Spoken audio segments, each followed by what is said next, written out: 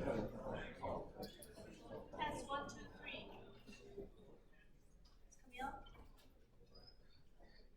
Test 1, 2, 3.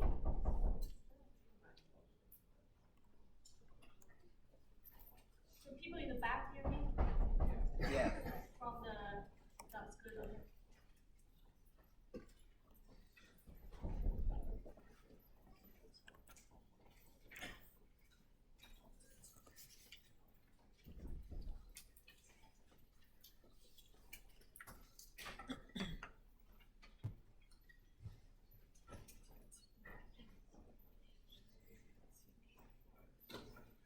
Okay.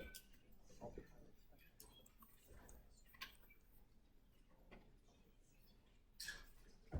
So we've come a long way from ordinary least square regression.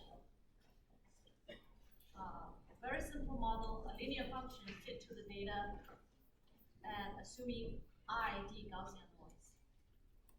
Then we extend it to nonlinear regression by augmenting the feature, transform the input to another nonlinear feature. Then taking the probabilistic point of view, we have extension to ridge regression, adding a prior. And then to last lecture, we talked about dependent noises and dependent weights.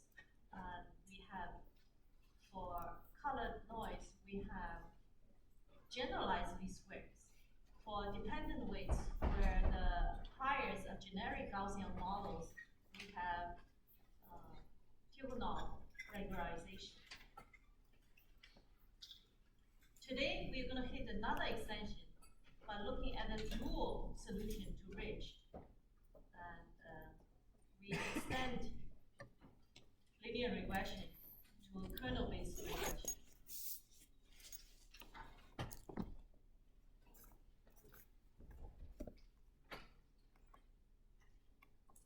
So we're going to review the last lecture on non-independent noise and weights. Then we'll talk about kernel ridge regression. From there, we will talk about the general trick for the kernel trick. That's the agenda for the day, for today. Last time, we started with the points.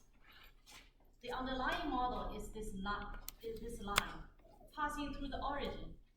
For those of you who are observant, this time, my gray line actually passing through the origin.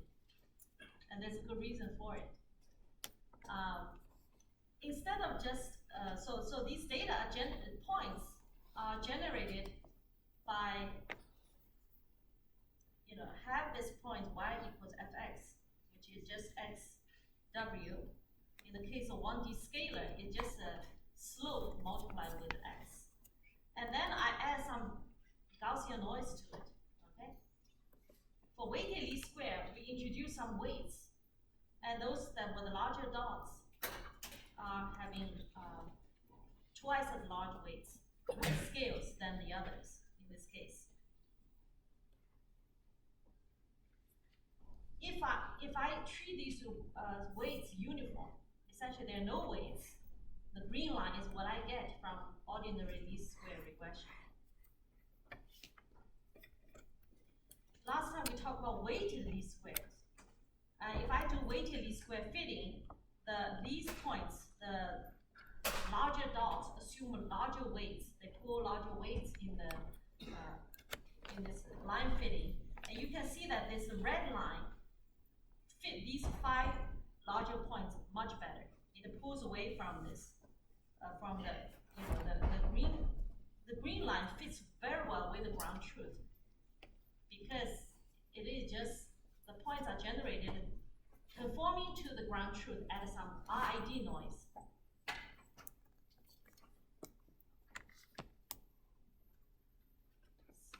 The ideal weighted least square regression is to modify the least square prediction error for any line.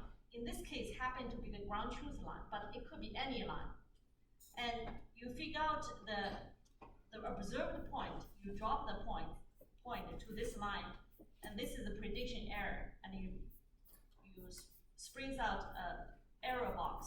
That's the, the total size of these red error boxes is the criteria you want to minimize.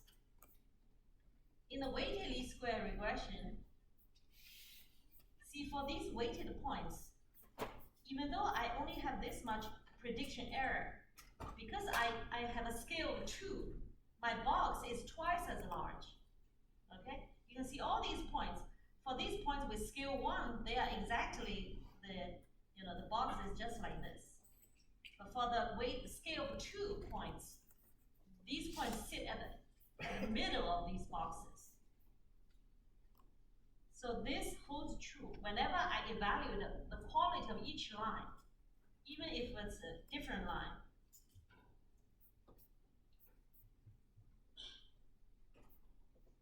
If I have a line like this, this point will have this error, but it will be considered twice as large. So this error will be like this. Okay? So the intuition for weighted least square is the following.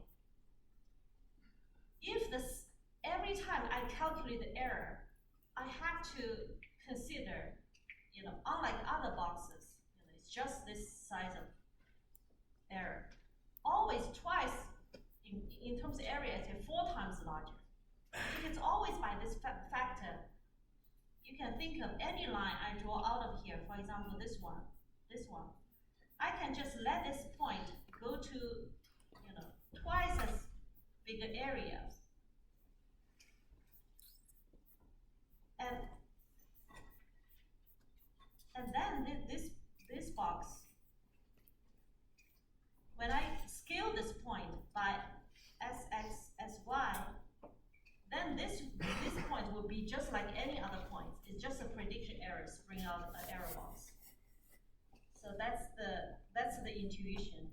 And it's actually essential that this line has to pass through this origin. Otherwise, it doesn't make sense. Okay? Every line I evaluate, the box always scale by fixed amount. So instead of sit where the points are, I might as well move to the scaled version somewhere else. So then I can be treated just like any point with weight equal to 1. And that becomes the ordinary least square. So that turns into a equivalent least square problem. So that's the visual illustration. That weighted least square problem is essentially fitting these points. Now it's the center of each dot is where the points are. It's just for these points with the larger weights. Sorry, I moved it. They actually jump to this location. They scale accordingly. So this is overlap them together. The green line, the least square fitting, out of the black dots. The red line fitted over the red circles. And that's equivalent to the weighted least square on the black dots with different various sizes. Okay? So last time we talked about, why when I derive this, I have to let it go through the origin, because it is really just a linear function. When I allow the offset, I have to go for the augmented feature. I have to add additional feature of 1, right? I augmented offset feature to it. So everything is derived over the assumption that my fx equals linear function over x. Even to fit a line with an arbitrary intercept, I need to augment this. I'm no longer dealing with x, I'm dealing with h of x. It has to have 2 features, 1, 1, all the way 1, and x1 all the way xn. Okay? So this is to illustrate, to extend it to weighted nonlinear regression, such as a polynomial regression. because the idea was the nonlinear and polynomial regression is to apply linear regression to the feature h, not to the original x. So the weighted polynomial regression is using v-square regression on the scaled feature. In this case, is s of h and s of y. It's not the least square or the polynomial feature on the scaled data. You don't substitute each of the function value with a scaled value and apply it to this one. You apply it to the scaled feature.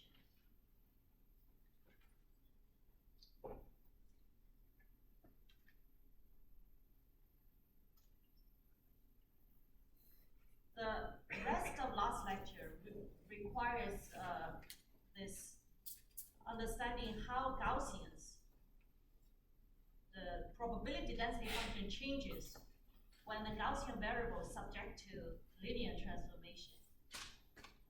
So I want to kind of go over this so that all the WLS, weighted least square, the generalized least square, or the Tychonoff regularization can be easily understood.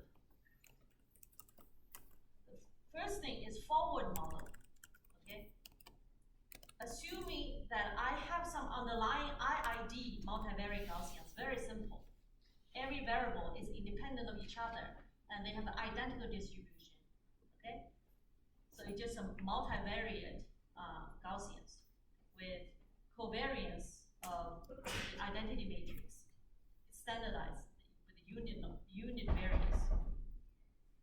What I observe, this is something I do not observe. What I do observe is the linear combination of n, some linear transformation over n, plus some offset, okay? So now, z, if n, so a and mu are fixed. Mu is a random variable. Because of the randomness in n, there's randomness in z. If n is IID Gaussian, z is also a Gaussian random variable. And the mean is simply the mu, because this has zero mean. Any linear combinations of a bunch of zero mean variables remains a zero mean. And the variance takes this form. If the transformation is A, the covariance becomes A covariance of n times A transpose. And since the covariance n is I in this case, so we have A transpose, that becomes A transpose. Okay? So for weighted least square, we have independent but individual Gaussian noise. So this Z essentially scaled version, but this is S is a diagonal matrix. Zero off diagonal indicate there's no correlation, they are independent Gaussian variables.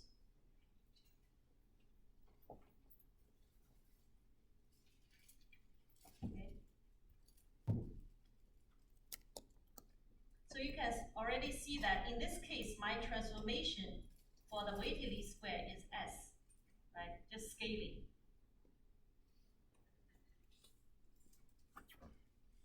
So we extend further. Instead of just a arbitrary diagonal matrix, we have an arbitrary covariance matrix. Okay? So let's do this backward model. So there's some underlying generator, I observe Z. So this forward model, it's like in computer graphics. You know the lighting, you know the surface geometry, you know the reflectance, you can synthesize any image. This is forward physics. This in our signal model, that's a forward model. There's some underlying independent knobs I can turn. What I observe is something that's colored, that's correlated. The backward model is to say, I observe these correlated variables. Can I figure out what's the underlying individual knobs? Okay? So let's say I observe this generic multivariate Gaussians. And to get ideal cost, let's make it a simple case that the mu is 0. Okay, like in the case of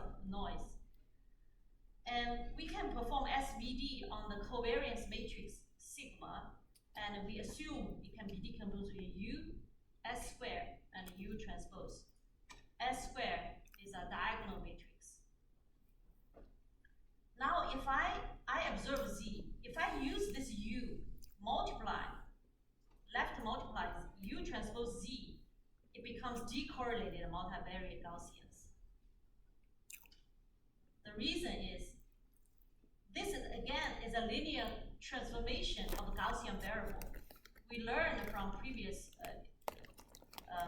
slide that the covariance is simply, now in this case, A is U transpose. And the transformed variable should have 0, A, sigma, whatever in this case is Z, and then you have A transpose. So in this case, A is U transpose. Sigma Z here is sigma, and then A transpose is U. And then we plug in the SVD of sigma, and the U transpose U, it is off normal, so it cancels out. U transpose U cancels out. Then it becomes 0 S squared. That means if I use the singular vector of the covariance matrix multiplied by what I observed, this transformed variable, they have there's no correlation among the different variables. So we call it decorrelation. In the case of Gaussian noise, decorrelation also means independent. So if I apply U transpose Z, U transpose to Z, my initial generic colored noise becomes this independent but individual noises, and any least square problem then becomes WLS problem, weighted least square problem. But I can do better. I can, if I apply S inverse, I continue multiply S inverse to this variable. Then, by the same exercise, the covariance subject to, because this has S squared as the covariance, and I multiply yet another linear transformation. So I have S inverse on the left, S inverse transpose on the right. So this S is diagonal, and this leads to 0I, identity matrix.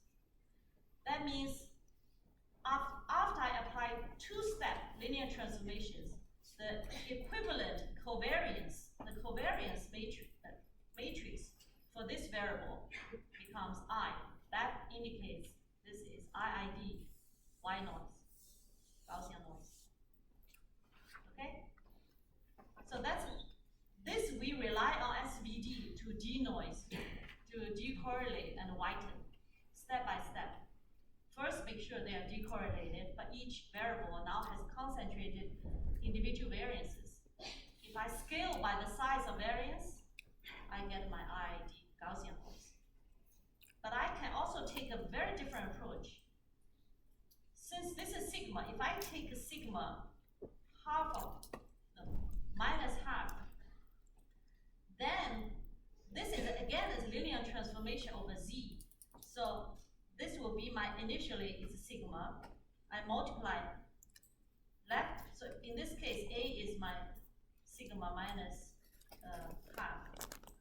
And the covariance of this variable becomes 0I as well.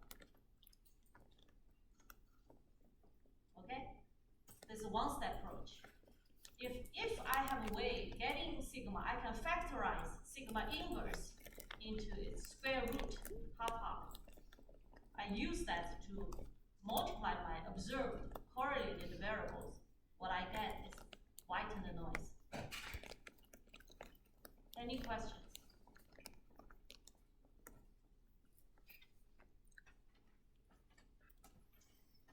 Okay. Sigma is symmetric. By definition, it's the covariance. Sigma ij is defined by expectation of random variable xi minus its mean and xj minus mu j. Sorry. Okay. By definition, it's symmetrical. So you will always have sigma ij equals sigma ji.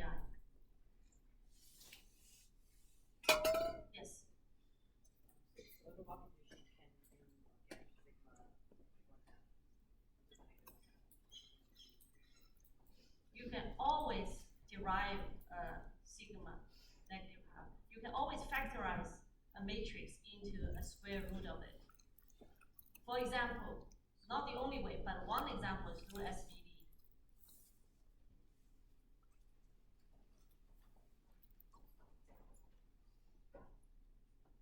So you can go back to last class lecture. I give a particular form using SVD. So it's just U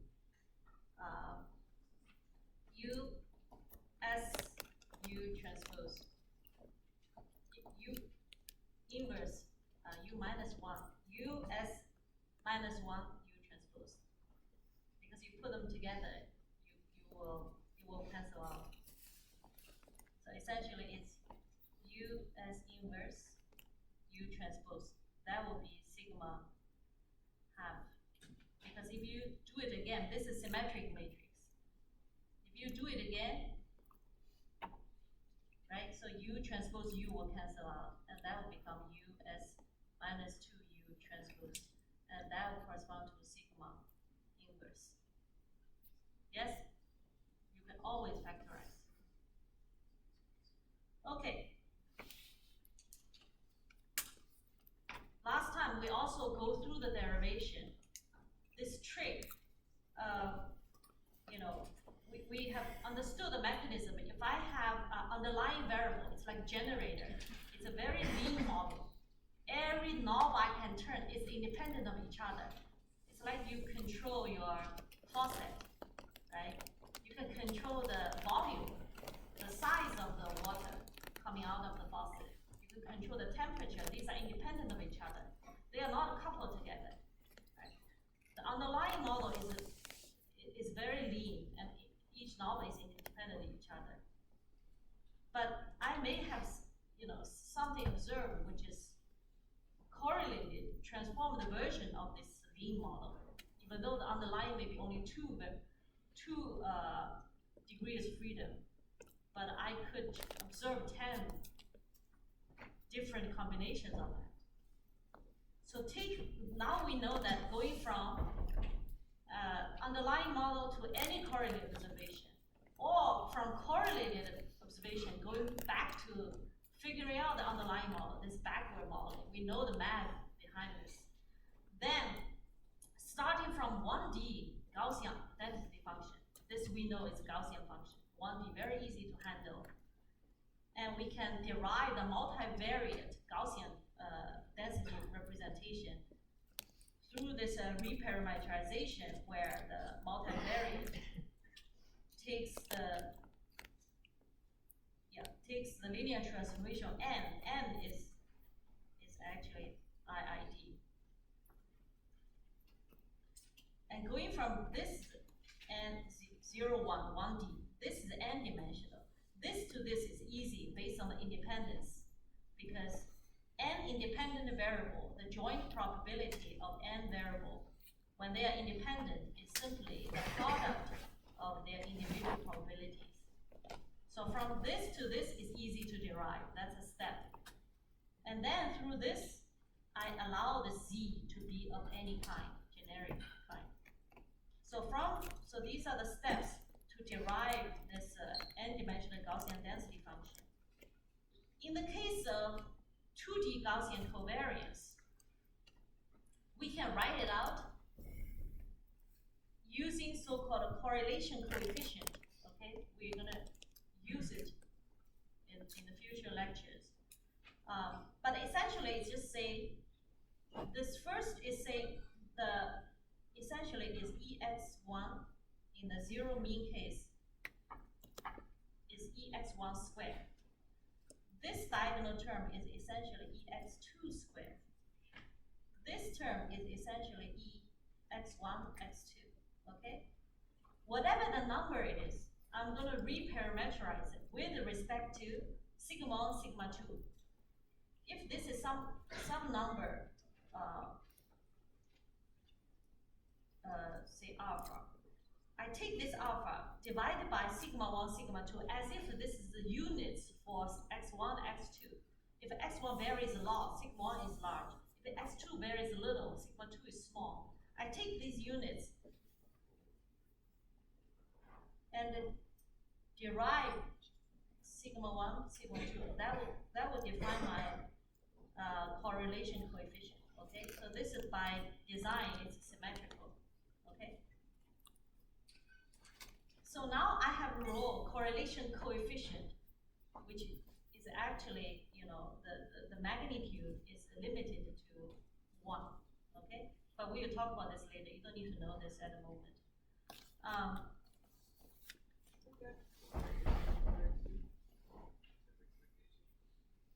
This term? Yeah. This term is x1, x2. I mean, I'm assuming the mean is 0. The definition is xi minus mu I, xj minus mu j. Take the expectation. So if mu I, mu j is 0, it reduces. Okay, so if rho is 0, 0 correlation under independent covariance. Now let's calculate the determinant of sigma. Any matrix A, B, C, D. What's the determinant? There's a formula for this. What is it? That's right. It's AB minus CD. Yeah? Multiply this, and the difference between the two. Okay? So in this case, it will be sigma 1, sigma 2 squared, these terms, and these two terms will be rho squared sigma 1 to sigma 2 squared. So I have 1 minus rho squared, sigma 1 squared, sigma 2 squared. Now the invariance of covariance matrix. What's the formula for this? A, B, C, D, inverse.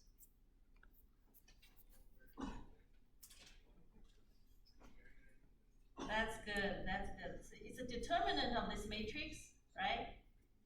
And this side is the B and A. C is net minus D minus C. Yes? Very good, very good.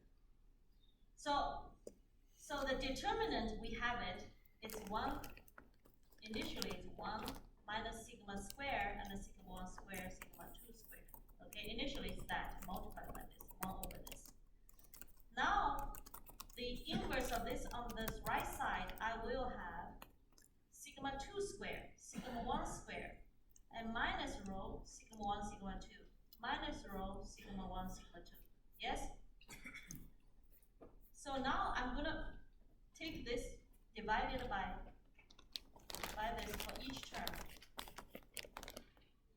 Okay? So on and so forth. Now I can simplify. So this gets out, takes out, cancel each other. So you get this, and here this and this cancels out. You have this. Okay? That's the form of it. So from this general Gaussian, multivariate Gaussian function, in the case of 2D Gaussians, we can look at this at n equals 2. When n equals 2, I will have this. I just, plug in my n, I get this value. Okay, we have calculated the determinant. And on the shoulder of the exponential function, I have two variables minus the mean on the both sides, and sigma covariance inverse of invariance we have calculated. It takes this form. Okay, this is just a scalar. I can take it out to the front. This is just a quadratic form, right? If I have a quadratic form, x1, x2, a11, a12, a21, a22, x1, x2. This simply corresponds to a11, x1 squared, a22, x2 squared, plus 2a, or a12 plus a21, x1, x2, the cross term. Okay? Very easy to understand. So now I can just write it out into this quadratic form. The first thing is x1 minus mu1 squared.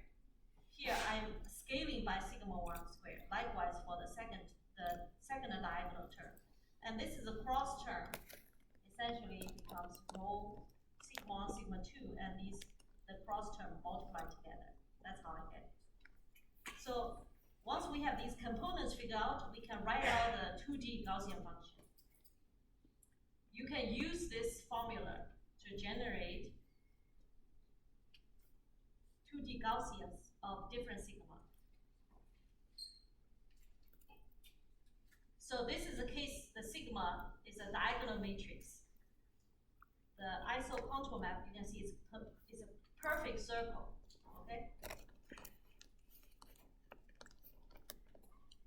If the first variable has more variance, sigma equals 3. The second dimension has 2. You can see this is longer than this. This is 3, this is 2, okay?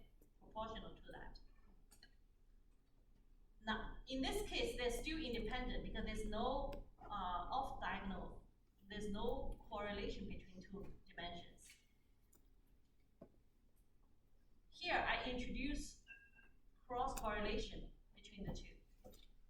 And what's the rho? Who can tell me what the rho is? Rho, essentially 3 divided by sigma of each will be 3 and 2, right? Because this is my rho, sigma 1, sigma 2. And my sigma 1 is 3, right? Because this one is sigma 1 squared. This 4 is sigma 2 squared. So 3 and 2. So this is 0.5. Okay? So you can see now, just by observing the first variable, I can see something about the second variable. There's a linear correlation. If the first variable is increasing, the second variable is also increasing, right? That's what correlation is about, positive correlation. Now, so this is putting them together. And compared to what you had last time, I have removed y1, y2 because we are unifying the view. When the Gaussian model is applied to noise, we have this color noise. So the color noise is adding to the observations. So that would be y1, y2, meaning I have two instances. If you measure, if your features are height and weight and all this, y1 maybe maybe John's height, and this may be Smith's height, right? So in a way, you would think that every time you take the measurement, they really shouldn't be correlated. So that's it, So you can take this IIT model. Or sometimes it may be that John is taller than Smith. Maybe for taller people, you have larger measurement error.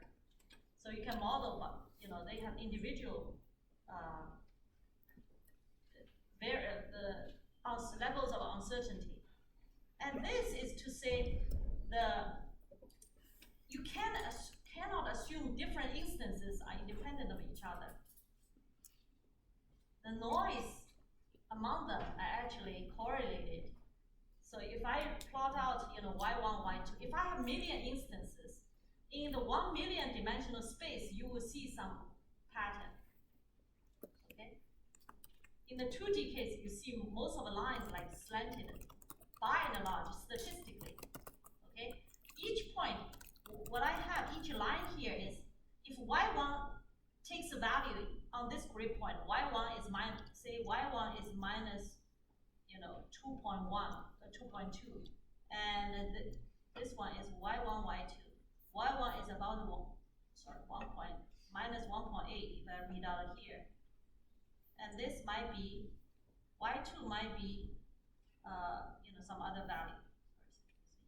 Less than 4. Okay, so each point in that value space, there's always some noise. If I have enough samples, my instances will populate all the value space. And this is what I'm plotting. If I get to see everything in the bulk, I will be able to see the statistical correlation between the two dimensions. That assuming the Gaussian model on the observation noise. If this applies to the weights, if it's Gaussian weights, then it has, the first dimension may be W1 is slope, W2 is intercept.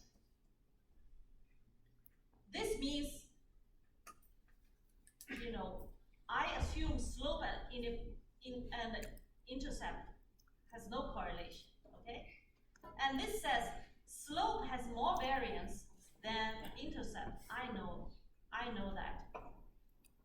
This one says intercept is not independent of slope. If slope takes some large positive value, the intercept tends to be positive. That's my prior belief about the weights. Okay?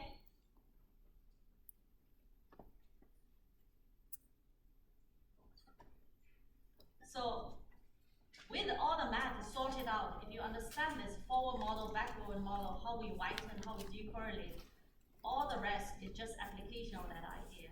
For the GLS, you have this generic Gaussian noise model, and we already learned that if I apply this transform, I will be decorrelate the noise. Yes? And if I apply the half of the inverse of the covariance, I can also decorrelate this. Different ways of doing that. And this is taking this transformation, how the PDF gets transformed, taking that view. And you can also derive purely from optimization point of view. Initially the PDF it takes this form, and this is just the MLE equivalent thing, and then you can just you can write it out according to the SVD and rewrite it out. This is the two-step approach using SVD, and this is the view with one-step whitening. Okay. For Ridge, you are applying essentially it's MAP view on the random weights. Okay. So instead of in MLE, you assume this unknown but fixed. In MAP, you assume the weight, you have a prior belief about the underlying model, and you treat this as a random variable. In ridge regression, you assume it's IID. It's sort of Gaussian, more or less zero, but we can extend it from this IID Gaussian to a generic Gaussian model, and this says, even without looking at the data, I know the slope is some value, the intercept is some value. Maybe when we say priors, like with respect to the particular observations you have, this you may come up with this model. It could still be data driven. This you might derive from historical data. For example, this rain example. What's the chance of rain in this season in Berkeley? For this season, you have collected some data for this year. That's the data. With respect to that data, you have some prior belief. But how do you get the prior data to begin with? You have the last 2 decades Berkeley's weather data. From that, you can fit a Gaussian model. That's where your prior comes from. Okay. Now you have you know the chance of rain in this season is slim. You have some value about this. You also have a sense of, you can make a ballpark estimate, rain or not rain. You also have some sense of uncertainty in each measurement. Okay, so that's captured by the covariance.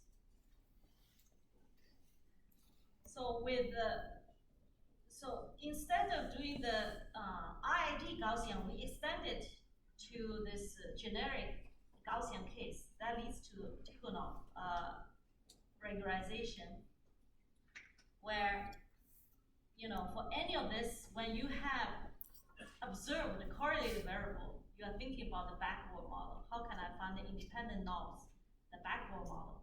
So I assume there's some underlying IID, and through this, I know how to get this. If I apply sigma half again, this is a linear function of V, and the variance of that will be sigma times sigma V, which is I, and this sigma I, this is symmetrical, so it's the same, and this becomes sigma itself, okay? This is a constant, it doesn't change the variance, but it changes the mean to be this value, mu W. Questions? Good? Okay. So now with this transformation, you plug that in, and then you have this equivalent formula. You essentially re-express the regression problem in the independent knobs V, okay? And this you can think of is something you already know, because this IID formula is what you already know of. You have a rigid regression solution, but to this transformed data, this is your X new, this is your Y new. You apply your rigid solution to this. Once you solve the V optimal solution in terms of V, the underlying knob, you can use this, the equation, to get the dependent weights, right? The optimal weight, dependent weights, essentially it's the linear transformation that, with some math cleanup, you essentially get these two terms. If you examine the components of this equation, the first one is a prior term. My best weight is centered at the prior term. I'm going to modify the prior term based on the data. It's essentially, my data first, it's like onion peeling. I assume it's a linear function, right? I assume it's at this prior solution. I'm going to peel this off. Using this to predict the model, I have this much unexplained measurements to y minus this is unexplained part, okay? And this, you can see, it's the data-driven covariance, plus it's going to be modified by this prior covariance, okay? And we get a better intuition when we look at the special cases. If the mu W is 0 and the sigma W is I, it's reduced rigid regression. The Tikhonov becomes rigid regression. If the mu W is 0, then sigma W is diagonal matrix, so we can calculate the sigma inverse easily. The sigma inverse is essentially 1 over, the inverse of their correlations, the variance, which means that we can grasp the intuition of this, how it controls the, bias to the data fitting term. If you have a larger variation, the slope, for example, I think the slope has large variation. That means in terms of the inverse, this will have very small bias add to this, right?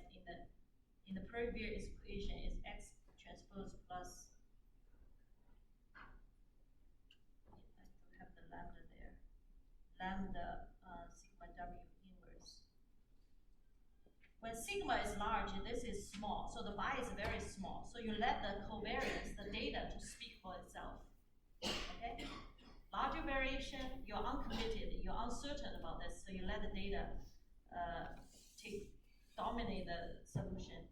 If the variance is very small, meaning you are highly confident, you're sure at this mean value, highly peaked at the mean value, then you're going to inference this term is going to dominate this term. Okay, so relatively speaking. So this is the Gaussian model. You can apply this to noise, from white noise to color noise. You have generalization of least square. Weights, you can have no prior, from ordinary least square to uniform prior. You get a ridge. And if you have generic prior, you get the tunnel regularization. And these are some other cross combination of that. Okay? So you can see, look at the general form. The noise in the observation, you need to apply to X and Y, right? You need to denoise decolor the observational noise. This is really just adding bias to it in a way, okay? Once you understand the meaning of it, the formula is very easy to understand. Okay, now we're going to focus on ridge, okay? This we have learned. This is well known. We learned this formula so well. It's called solution in the primal form, right? We start with this criteria. We can do the gradient equals 0, the optimality condition. We can derive this. And here, once you solve for these, this is d by 1, okay? Like if data lives in the d-dimensional space, then this is d by 1. Once I solve the optimal weights, any new test data comes in, I just need to do the dot product between the two. Solving W star requires a d by d matrix inversion. So it depends. Usually we have million instances, some measurements, tens, 20s, or 100 of 1,000. Okay? So d by d actually reduce, kind of marginalize over the number of instances, right? But what if you have 100 points, but the d is like 1,000,000? You have a lot of measurements about some instance. Then you are kind of inflating this, right? X itself is n by d. If n is small, 100, but the d is 1,000,000, then X transpose X becomes 1,000,000 times 1,000,000. First of all, you know it's going to be ill-conditioned. But thanks to ridge, once you add a diagonal term, it's always well-behaved. Right? That's why it's called a regularization. Why do we call it a ridge prior? Why it's called regularization? Because when it's X ill-ranked, you essentially have infinite solutions, right? D squared doesn't have a proper solution. Or, you have a lot of, it's underdetermined problem. You have more variables. You have 1,000,000 variables to solve. You only have 100 equations. So you have a lot of freedom to choose. By adding a ridge prior, you essentially allows you to pick the best solution. That's why it's called a regularization. You regularize it. It's well conditioned now. You can always pick a goal. We also talk about there's also a dual solution, dual form of the solution. This is based on a different line of perspective at the derivation. We know the ridge have linear data fitting error, data term, right? It's a data term, data fitting term. This one is prior, okay? I just want a small weights. It makes sense, intuitively. If all else being equal, if this W and that W equally good, the smaller one tends to be better because if there's some superfluous variations in the data, it's not going to be blown up by a large amount, right? So that's kind of the ridge prior, the intuition behind it. But if we look at, the so-called fundamental theorem of linear algebra, any linear space can be decomposed into a direct sum of two. We talked about this at the beginning lectures. If I have some subspace X, the range space of X transpose, essentially it's the span of all the Xi is my column vector, X1 to X million, for example, okay? individual vectors, all the possible linear combination of them could get you. That's the range space of X transpose. This space and then the null space of X, okay? Something that any space, a vector in that space, it multiplied the dot product X is going to be 0. It's perpendicular to the X, okay? So, what it says is either you are generated by X or you are annihilated by X. These are only two cases, intuitively.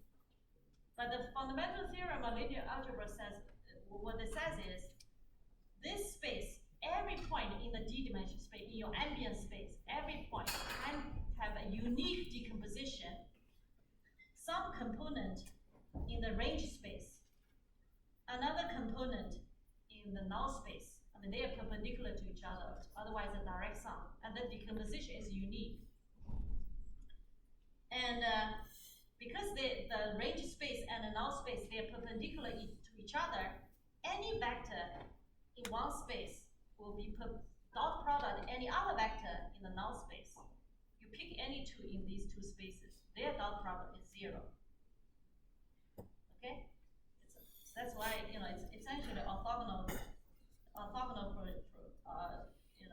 decomposition. If this is X in the 3D space where we can actually visualize, this will be null space of X. Okay, it's just the Z-axis. XY is my X space, then Z is the only remaining null space I could have. Okay. Since this is a unique decomposition, and they are like independent knobs because they are orthogonal, they're unique. I might as well express any W in terms of this decomposition. And then if I plug into this, due to the definition of the null space of X, that means X, Wx equals 0. Okay?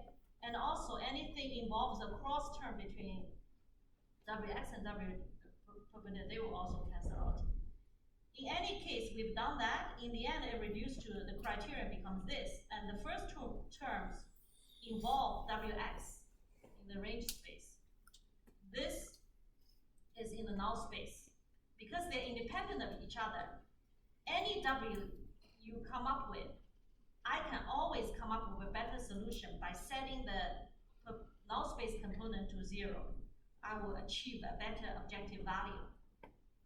So if I want to minimize this, minimize W, equivalent to minimize this objective over Wx and a W perpendicular component independently.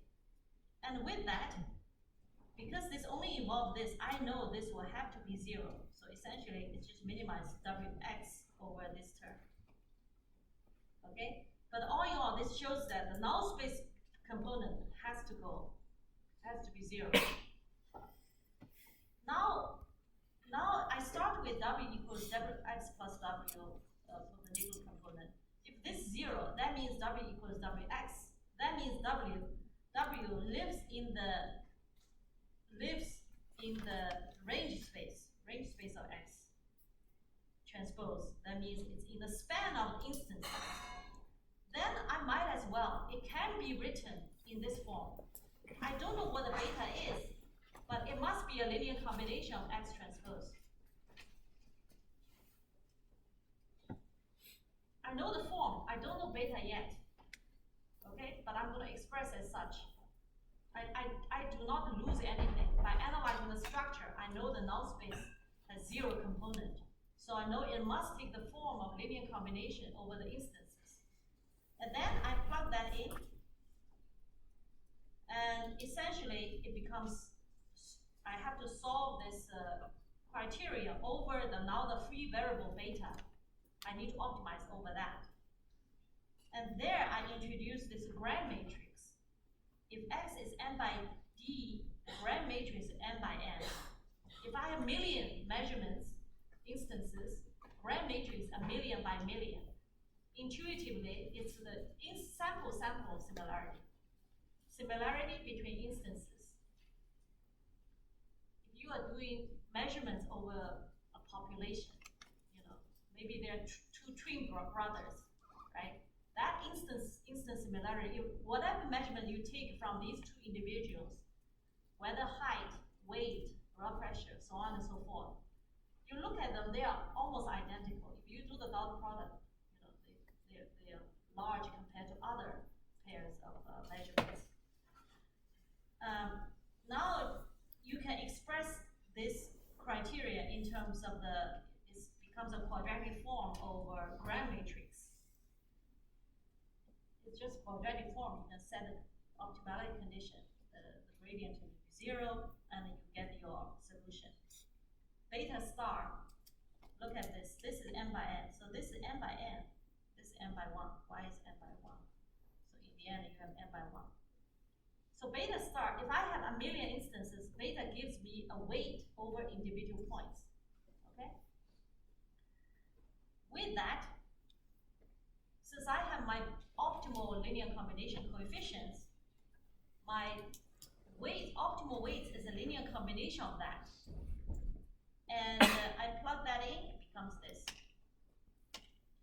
When I need to make a prediction, in a way, if you think about the application scenario where you have 1 million instances, 1 million people's measurements, the measurement is only 100. In the end, your W is only 100 by 1, right? You would wonder, why do I go through the hassle of calculating something which is 1 million dimensional? And in the end, I end up with a 100 times 1 vector. Why bother? Okay. The beauty is to be followed is this. If I just go for this, I can certainly solve beta star optimal solution for beta, and I get this solution. But this is just the primal solution. I have a different way to solve the optimal weights. But that leads me to the same point as the primal solution. That's not what I'm interested in. What I'm interested in is that when I evaluate I need to predict. I got my optimal model W star. I need to evaluate what the model will predict on any new data X. You give me X, and you need to figure out the regressed target value. And then I plug that in. And transpose of this becomes beta transpose XX. X, remember, is XI transpose SN transpose times X. These are from the training matrix instances. And that is just dot product between any X and the training instance. And the beta is just the weight. This is the beauty of it. If I get to store a scalar on each training instance, beta, at the prediction time, I don't need to know anything else. It's a one scalar, okay? Test time, a new X comes in. If this X is very similar to some instance in the training set, the dot product is large, I'm gonna weight this beta with a larger weight. If it's small, I'm gonna subtract, this weight. Like every instance assumes, it's like the auction, everyone has a price. Any sample, new test sample, you measure similarity and just summing all these, each individual training instances price up, and that will be your prediction. Okay? This is just a scalar, and this is just dot product between the training instance and the used sample data, new test data. To compute the rigid solution, the W star, in the primal form, this is covariance matrix. This is D by D. It measures, you have a 1 million measurements of height, you have 1 million measurements of weight. How correlated are they? This is D by D. Feature similarity matrix. The pattern might be very similar. If they're similar, the feature similarity is high. In the dual solution, it's express of this, okay? If you compare the two, this is down through this derivation, through this, algebra, through this, direct sum of the range space and the null space. It's not about the taking this X transpose out of the inverse, both sides, and you get to this, although it's very tempting, okay? And this is n by n gram matrix, instance similarity.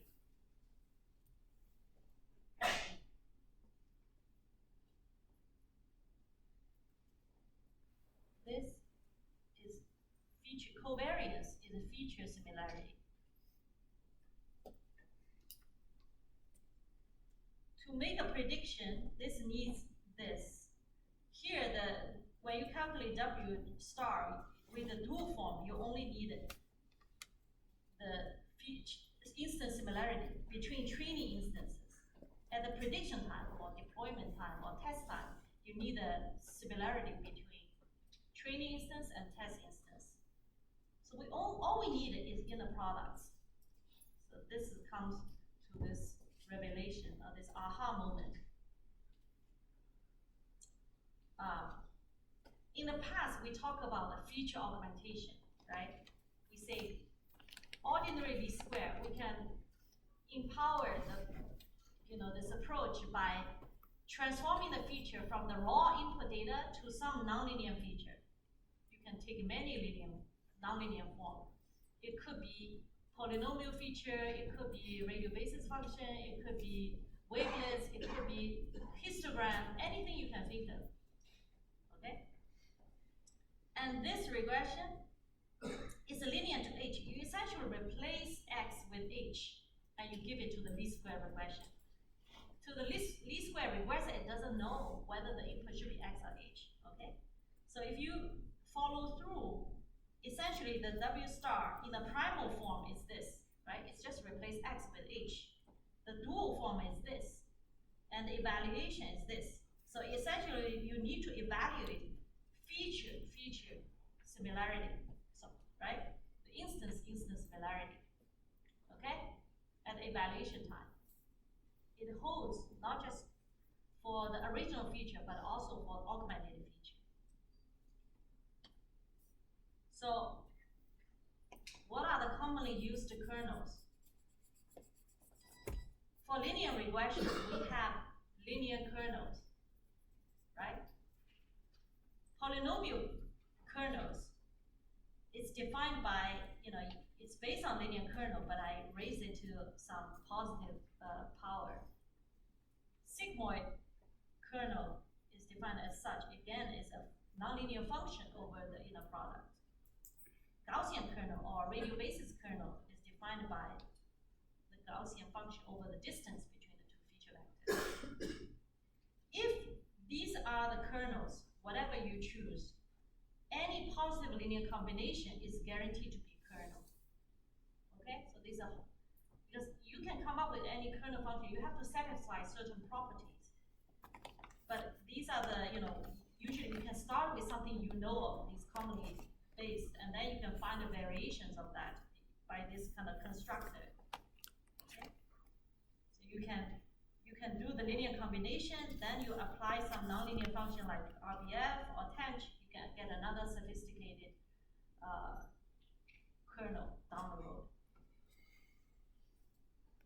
So what are the properties this kernel function has to have? First of all, any positive semi-definite matrix is a matrix of inner products. What is positive semi-definite? If G is positive semi-definite, meaning if I take the quadratic form, it's always greater than or equal 0 for any Z, yeah? Any Z, okay? So, if G is positive semi-definite, usually abbreviated PSD, And you can do the SVD. The way to prove this is, I can do SVD on this, and then I can write it as inner product between two things. So basically, if I define a new feature, x, out of the singular vector and the singular value, then the GIJ can be expressed as these two. This is inner product between two features. Okay? Now, the question is, if I have a kernel function, you know, the matrix the gram matrix I form, if I pick a K, the gram matrix I form, is it semi-positive definite for any input xi? And this is also true. The answer is yes, because if I check this condition, if I have this quadratic form, I have this SVD decomposition. This becomes a new transformed variable. So this becomes another arbitrary thing. Let's say it's called G. G S squared, G transpose times G. And S squared itself is just diagonal with the positive entries. So this becomes, in the end, it just, you know, SI GI squared. I equals 1 to n. And this is guaranteed to be greater than or equal to 0. So every kernel has an associated lifting called a feature space. It is, though, not unique. You can have many different features. But every kernel, you can always find an associated lifting to make it concrete. Consider you have this in the 2D space, okay? The coloring to just show the power of that, of feature lifting. I have these points. Each point has only two coordinates, x1 and x2, okay? I'm gonna lift it into 3-dimensional feature space. The first one is x1 squared. The second feature I use is x2 squared, polynomial feature. The third is the cross product between the two coordinates, okay? If I plot this out, now 2D points, I transform in such a way that they become points in the 3D space. Now you see, I mean, later on when we talk about classification, you know, this is a classical example to illustrate this. In the original space, if I want to classify red points as one class, blue points, blue triangles as another class, it's very difficult to separate them with the linear functions, right? Linear function in 2D, just lines. Doesn't matter how you're gonna cut it. Any line you can think of, it's not gonna separate these two classes, red and blue, yes? But once I lift it into the 3-dimensional space, now I can find a vertical cutting plane that the red stays on one side and the blue stays on the other side. When the feature is rich enough, it supports very simple classifier, okay? Likewise for regression, when the feature is very rich, you make the model, the function family, to be richer. Okay? That's why even earlier when we talk about feature augmentation, you go from linear regression to nonlinear regression. Now you can look for function in effectively achieve, you know, nonlinear function approximator with a linear regression mechanism. And if you look at this, if I give the inner product between hx and hz in the lifted feature space, I can calculate them, okay? And this you can do the completing the squares, essentially is the inner product of xz squared. So, which means I can certainly first lift this from 2D to 3D. And then I calculate the inner product explicitly, as if I apply least square regression over this nonlinear feature, I will have some solution for this nonlinear regression problem. But if I take the dual solution, all I need is the kernel. I just need to calculate instance similarity. I don't need to go through the explicit route. I can just look at x and z. I can just evaluate this function without explicitly finding the corresponding lifted feature.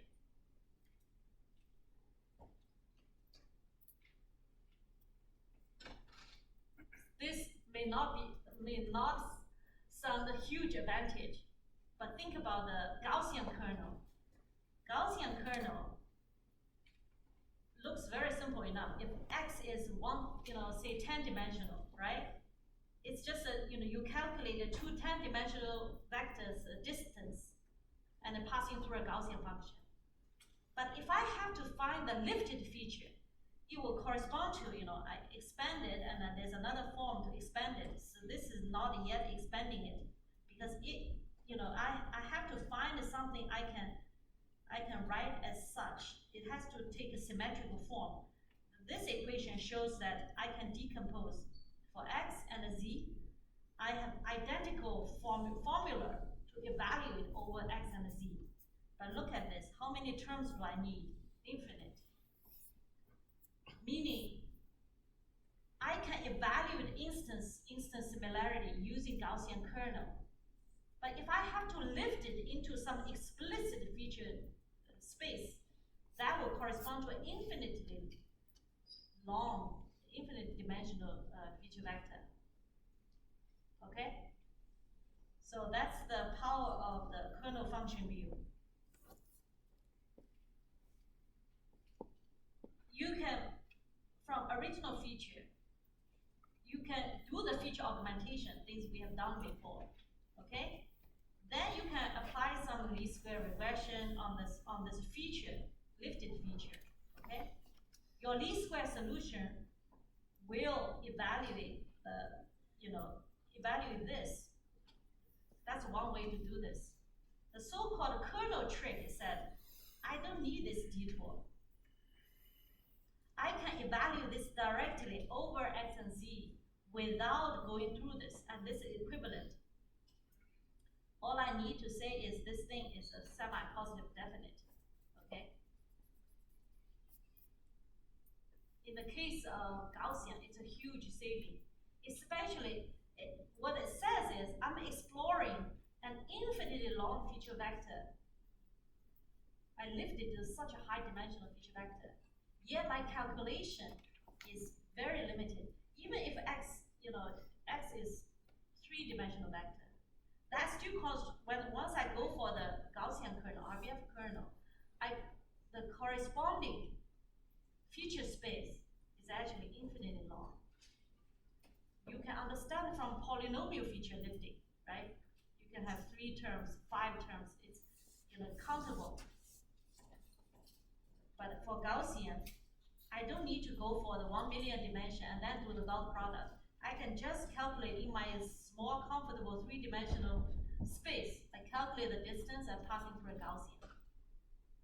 And I can perform least square regression as if I were in this 1 million dimensional feature space. So through the ridge regression's dual form, I have a new way of extending least square regression. I only need to define a kernel function. The ridge solution is expressed using kernel, right? The ridge regression on any new data points, it essentially becomes a linear combination of this x and my xi, right? Xi is the training instance. X is the test instance. I only need this, and then you have this kernel function to evaluate. I don't need to calculate my W. Any questions? Good? Yeah.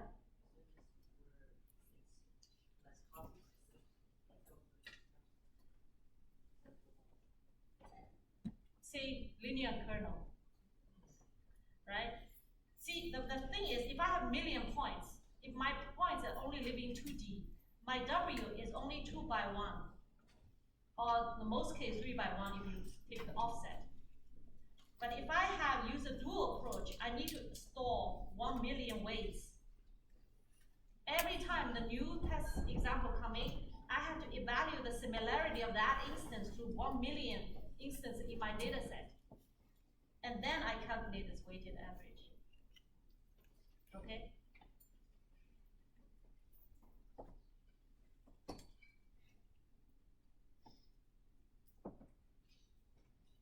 Yes? Could you show us again where in the bit direction you put the kernel? Yeah.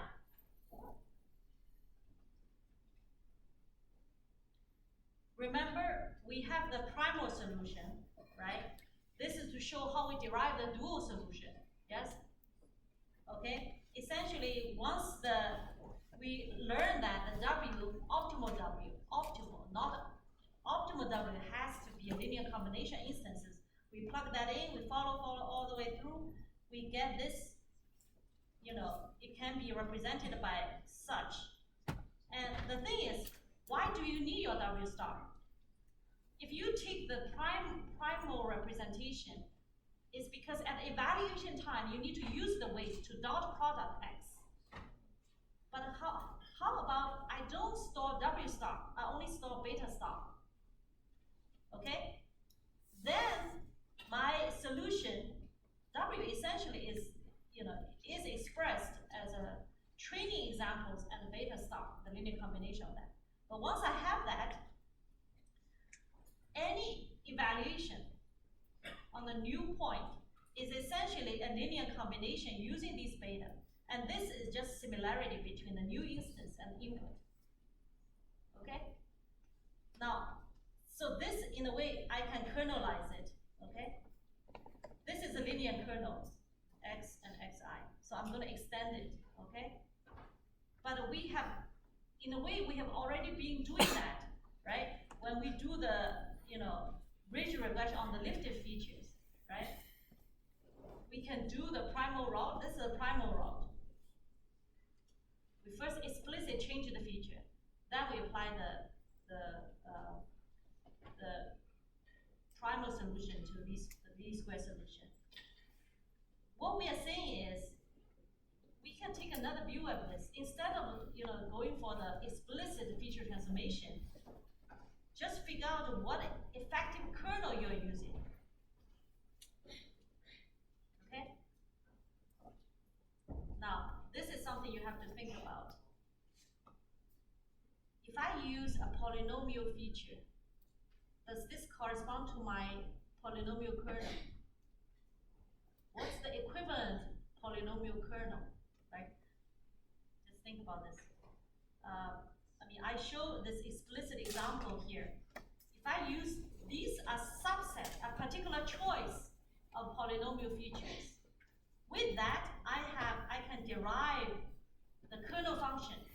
Again, take a particular form. Okay? What if, if I lift the feature to, remember, feature augmentation, you also do RBF basis, remember? What's the equivalent kernel? Or is it equivalent to RBF kernel? Don't get confused. Yeah? Okay? Who can give me a quick answer? If I use RBF basis as a way to augment feature, is it equivalent to applying this RBF kernel to the raw data?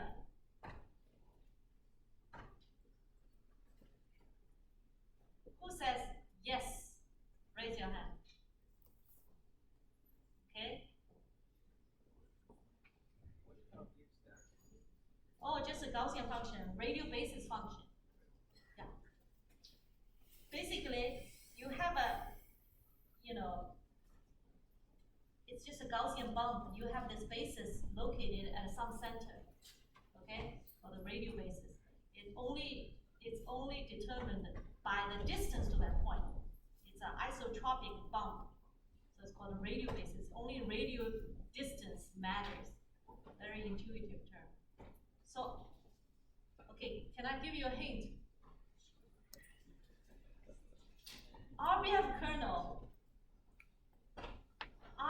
kernel corresponds lifting to the infinite dimensions. When I use RBF feature, is it infinite dimensional?